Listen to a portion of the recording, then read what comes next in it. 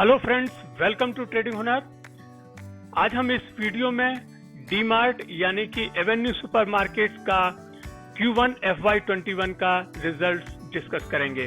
Friends, जैसा कि आप अभी देख रहे हैं अपनी स्क्रीन पर, ये आज के क्लोजिंग के रेट हैं और आज ये शेयर काफ़ी ज़्यादा नीचे जाकर के बंद हुआ है क्योंकि रिजल्ट उसके उतने अच्छे नहीं आए हैं जितना कि मार्केट को एक्सपेक्टेशन थी। ये आप जो स्क्रीन पर देख रहे हैं ये आज के क्लोजिंग के रेट हैं।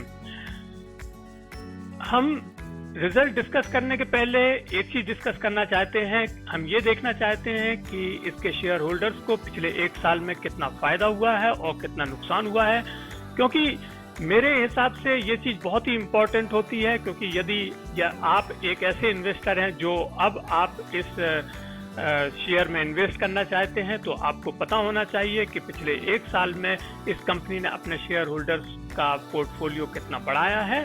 तो यहाँ पर हम डालते हैं एक नज़र इसके हिस्टोरिकल प्राइस यानी कि एक साल के प्राइस पर। यहाँ पर हम देख रहे हैं कि पिछले साल आज ही के दिन 1383.75 का इसने हाई बनाया था, जबकि आज 2341.05 का हाई बनाया है। तो फ्रेंड्स, यहाँ पर आप देख रहे हैं कि लगभग 69% की एक बढ़ोतरी हुई है उन शेयर होल्डर्स के पोर्टफोलियो में जिन्होंने इस शेयर को अपने पास रखा था। यहाँ मैं आपको एक चीज बताना चाहता हूँ कि ये वो शेयर है जो कि एक ग्रोथ स्टॉक में आता है अभी, और अभी ये शेयर वैल्यूएशन वाला स्टॉक नहीं है, ये एक ग्रोथ स्टॉक है।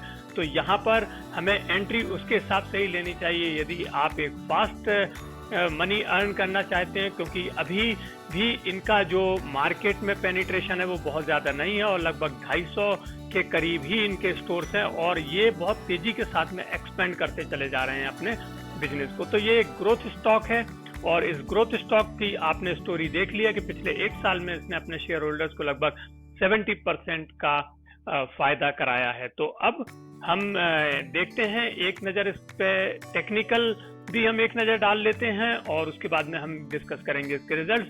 तो यहाँ पर जैसा कि आप देख रहे हैं ये रिजल्ट के आने के बाद का जो है आप चार्ट देख रहे हैं, ये मैंने एक वीकली चार्ट लिया है और मैं वीकली चार्ट के हिसाब से इसका एनालिसिस यहाँ पर करना चाहता हूँ। तो आप समझ गए होंगे कि यहाँ पर जो इसने मैक्सिमम हाई बनाया था वो लगभग 2550 के करीब, जैसा मैंने आपको बताया था, वहां पर उसने हाई बनाया लगभग मार्च में और उसके लगभग फरवरी के सेकेंड वीक में, और उसके बाद में इसमें एक करेक्शन हुआ और यहाँ पर आप देख रहे हैं कि ये अपने 200 डेज मूविंग एवरेज के लगभग ट्रेड करता हुआ नजर आ रहा है, जो कि 1778 पर प्लेस्ड है। हम डालते हैं एक नज़र यहाँ पर। जैसा कि आप देख रहे हैं ये एक 200 डेज मूविंग एवरेज जो कि ब्लू लाइन है 1778 के करीब यहाँ पर ट्रेड कर रहा है, उसका एक सपोर्ट लेता हुआ, और जो इसका RSI है वीकली चार्ट पर इसका RSI एक ऊपर की ओर डायरेक्शन को दिखा रहा है, यानी कि ये शेयर अभी ऊपर की ओर और भी जा सकता है क्योंकि इसमें काफी ज्यादा करेक्शन आ गया है फरवरी के बाद में। अब हम देखते हैं एक और स्टॉकिस्टिक एनालिसिस, ये भी है वीकली चार्ट पर। तो यहाँ पर भी आप देख रहे हैं कि इसका जो स्टॉकिस्टिक मोमेंटम है ये देखिएगा, ये एकदम लोएस्ट लेवल पर है और अपने 20 वाली बेस लाइन है उसके नीचे पर ट्रेड कर रहा है।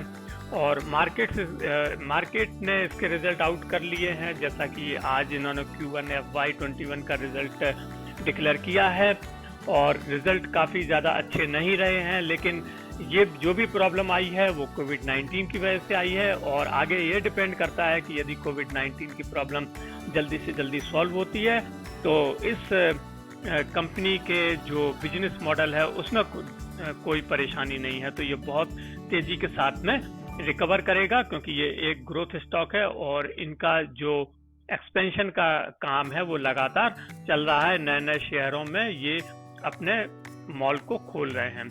अब हम अपना अर्निंग परफॉर्मेंस यानी कि क्वार्टरली रिजल्ट के बारे में डिस्कस करेंगे। इसके लिए हम 3 पैरामीटर्स लेते हैं जो कि हैं रेवेन्यू, एबिटा और प्रॉफिट। हम बारी बारी से इनको डिस्कस करेंगे और देखेंगे कि क्या रहा है इनके रिजल्ट में। तो यहाँ पर सबसे पहले बात करते हैं रेवेन्यू की। रेवेन्यू लास्ट ईयर यानी कि Q1 FY20 में इन्होंने 5,815 का जनरेट किया था, जो कि घट करके 3,883 का रह गया है, यानी लगभग 33% की ईयर ऑन ईयर बेसिस पर कमी आई है। और जहां तक एक पूरे साल की बात करें तो इसमें भी लगभग 32% की कमी आई है। हम देखते हैं इनका जो डिटेल, जैसा कि मैंने आपको बताया था, इनके 216 स्टोर्स हैं रिटेल में और लगभग 8 मिलियन स्क्वायर फीट का इनका एरिया है टोटल जो इनके पास में है। महाराष्ट्र, गुजरात, दमन, आंध्र प्रदेश, कर्नाटका, तेलंगाना, तमिलनाडु, मध्य प्रदेश, राजस्थान और NCR और छत्तीसगढ़, और इसके अलावा पंजाब में भी है। तो अभी इनकी बहुत सारी एंट्री जो है यूपी, MP और बिहार और हरियाणा, ऐसे स्टेट्स में अभी इनकी एंट्री नहीं है, जबकि इनका प्लान है कि हर स्टेट में इनको अपने मॉल्स खोलने हैं। तो ये एक ग्रोथ कंपनी है और इसमें इन्वेस्ट करना इस समय एक काफ़ी अच्छा प्रपोजिशन रह सकता है, क्योंकि जिस तरह से मार्केट ये काफ़ी इसमें करेक्शन आया है कोविड-19 की वजह से, तो ये एक अच्छी अपॉर्चुनिटी नज़र आती है। यहाँ पर हम देख रहे हैं इसका एबिटा 597 करोड़ था, जो कि घट करके अब 112 करोड़ रह गया, यानी कि लगभग 81% का एबिटा इनका कम हुआ है। और ये आप देख सकते हैं, और इनके जो एक्सपेंसेस थे वो 3,875 रहे, जबकि पिछली बार ये 5,319 करोड़ थे, तो एक्सपेंसेस भी उस हिसाब से कम हुआ है। लेकिन जो इनका एबिटा मार्जिन है वो काफ़ी ज़्यादा कम रहा है इस क्वार्टर में, और केवल 2.9% रहा है, जबकि इनका जो ईयरली एबिटा मार्जिन है वो 10.3% रहा है Q1 FY20 में। तो ये था इनका एबिटा। अब डालते हैं एक नज़र इनके प्रॉफिट पर, और प्रॉफिट को यदि हम देखें तो 323 करोड़ से घट करके ये 40 करोड़ रह गया, यानी लगभग इसमें 88% की कमी आई है।